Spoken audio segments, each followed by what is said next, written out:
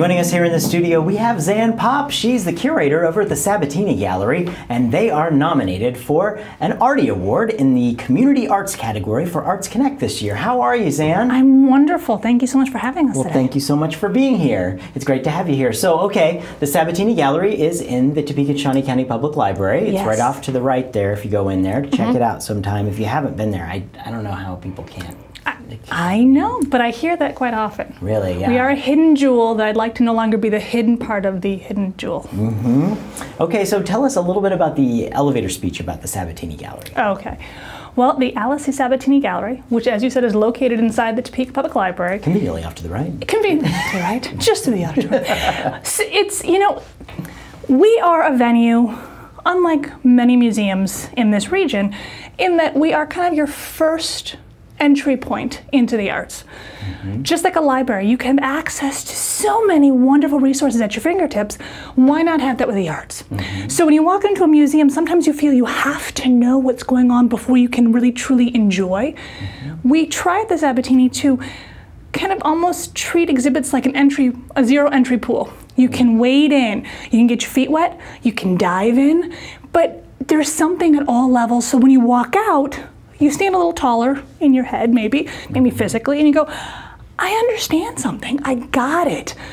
I want to go back and get more. And that's kind of what we're trying to do at the Sabatini, that you have the Mulvane, which is a wonderful museum here in Topeka. You have the History Museum just down the way, another great museum. But being in a public library, we get people who don't go to museums. They come to us, we are that hidden jewel, that after school, what do you do? That I've got the grandkids, where should I go? Bring them in, introduce them, it becomes a family event. And tell us a little bit about some of the highlights of say, exhibits. I know we've had some things from the Smithsonian come to town that you bring to town. Tell us a little bit about, you know, just some of the things you're really proud of. Well, just a few things.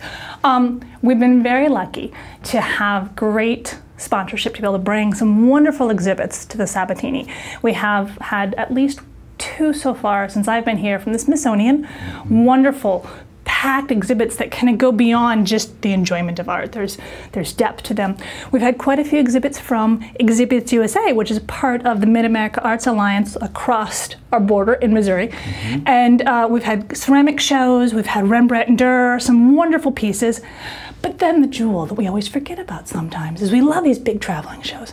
But what we can do with our own collection, what we can do with art from local artists, regional artists.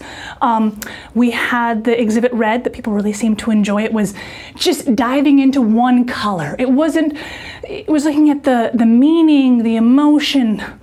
What is this color? And what we chose was pieces from our own collection to kind of show you the depth of just that one color. We also do great kids shows. I think we do great kids shows where we really, once again, go with that introducing children at a young age to the art field, to the arts. Not always just the fun kooky art, the Arthur art, or the stuff you might see on Nickelodeon that yay, it's cartoons.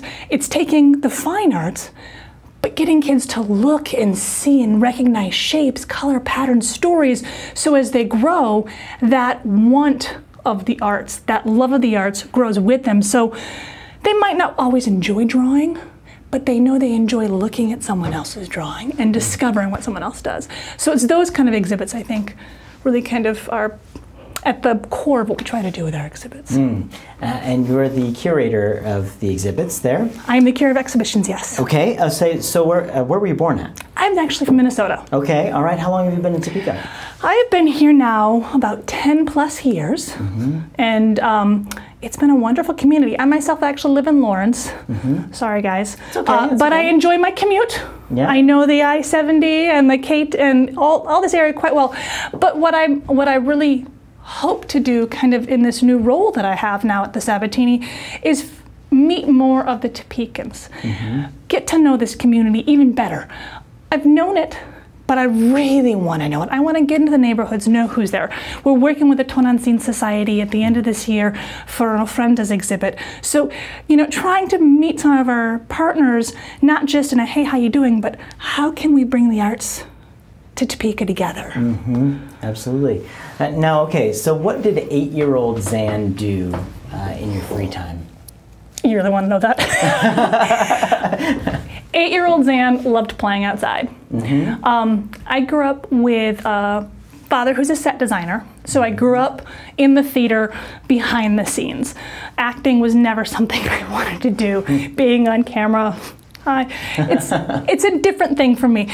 But being able to watch something grow, to build an idea, is something my father gave me as a young age. To watch a 2x4 and a piece of masonite become Juliet's balcony. To watch light hitting the floor and all of a sudden it went from a cold stage to a warm summer's night. I learned that at a young age, not knowing that's what I wanted to do, but watching these things be created. And then we did a lot of time, we spent a lot of time in museums.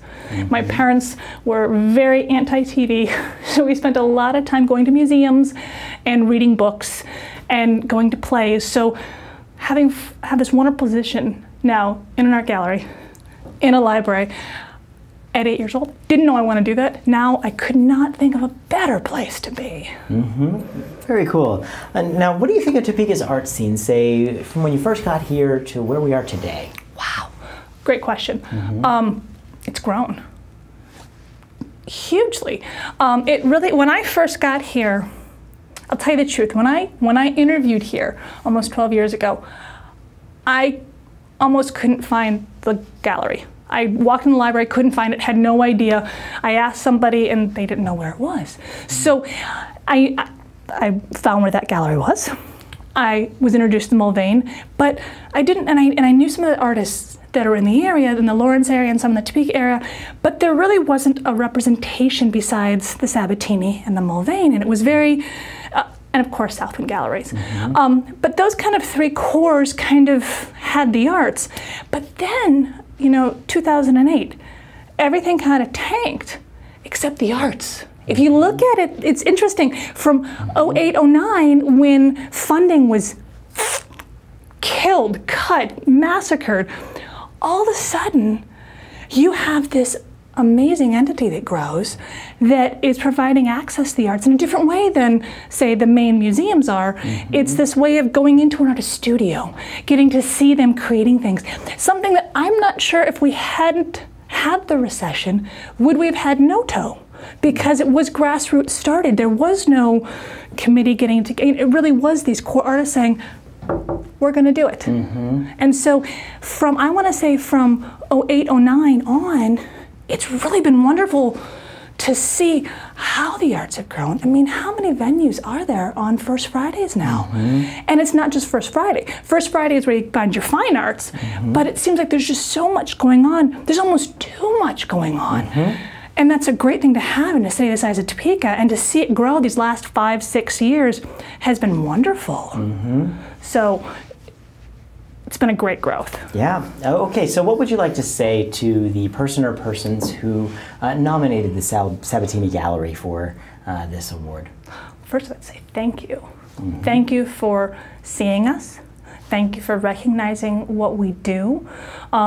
When someone else nominates you for an artsy award, a community artsy award, I know what my goals are when I put an exhibit together. I know what my team's goals are when we put exhibits together. But you never know if you actually achieve those goals. So to actually know that someone nominated us on the grounds that we are a community art staple here in Topeka, I don't really quite have the words to say besides thank you for recognizing what we do, and I hope that we can keep providing this wonderful resource that it seems like people really are enjoying. Wonderful. And what would you like to say to the other folks who were nominated in the community arts category? Oh my, I don't know who's going to get this one, because it's amazing this year. Noto's Mosaic, to watch the social media, not just who all have been out there seeing it, but this huge explosion of social media watching this thing grow.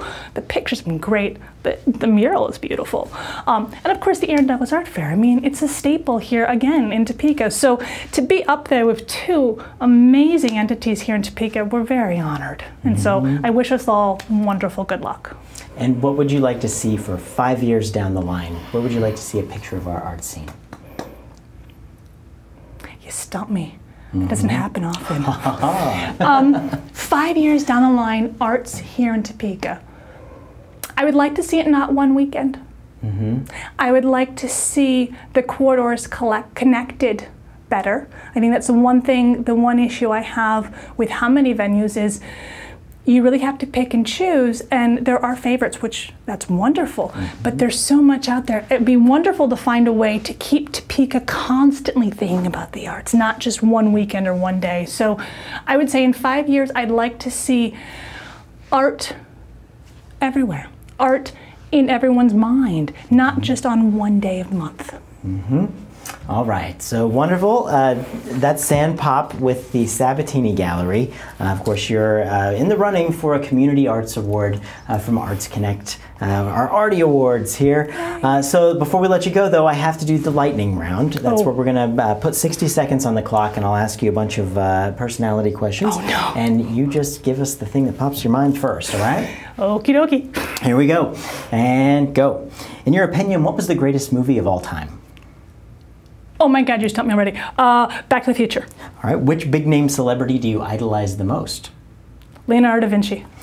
If you could have one superpower, what would it be? Ability to fly. Do you have any tattoos? No. If you could take only one personal item on a trip to Mars, what would it be? My toothbrush. All right. Who are the top 3 people that make you laugh the most? My son, my husband, my coworker. What's your favorite kind of sandwich? Ham. Who's your favorite artist? One. Just have to pick one. Oh, crap. Oh, sorry. That's okay, I think he said. Locally, Louis Copt. All right. What's your favorite kind of music? Old school. If you were ice cream, which flavor would you be? Rocky Road. And why? Because it's got marshmallows. All right. And who's your favorite local talk show host? That's a tough one. Take your time. There's that guy who has that show on a couple of venues. Is it Chris? Yeah, I'll take that one. Thank you so much, Stan. Thank you for having me. Really do appreciate you coming by, and best of luck to you. Congratulations on the nomination and the finalist position. We wish you the best of luck.